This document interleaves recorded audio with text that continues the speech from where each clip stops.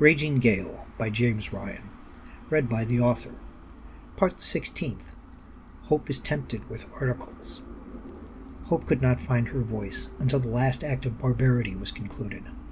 As the sun started to sink, the remaining treasure the pirates could find and bring aboard the Gail had been secured, and the launch from the fleet, with those who survived and did not join with the pirates, was cast off with just enough provisions for the remaining men to survive, should they find safe harbor in a week. Hope was still in such a state of shock that she allowed the blood on her dress to cake. She cared not how little of her was hidden under the form-fitting cloth. "Did I not see smoked pork brought aboard?" Captain Sanders called, as the Raging Gail unfurled her mainsail and started southward. Cries of "Aye!" came from the men, their faces lit by the fire that claimed the fleet, the light from the burning vessel giving way to shadow as they left their crime behind. "I think this be a time for pork," called the captain. "Quartermaster, make sure that all men receive full bellies as per the articles." "Mr. Campbell, the pork," cried Osai. "Mr. Van Heck, your fine eye on each piece, each to have shares as promised in the articles." "That means ye be having more than me, eh?" Hope heard to her left. She turned and saw Andrews, the man who attempted to pirate her songs earlier. "What do you mean?" she said.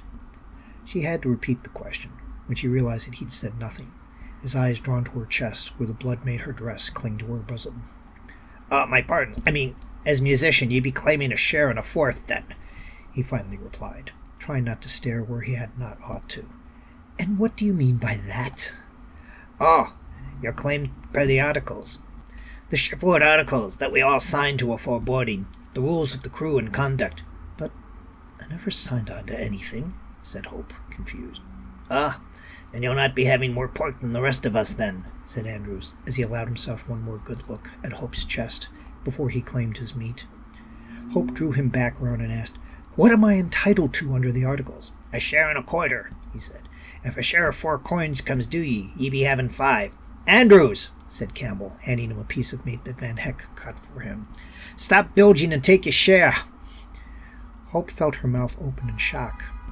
As a hostage, she realized, she could expect naught but the whims of the captain for her safety, but playing music willingly meant not only security, but a piece of the booty as well.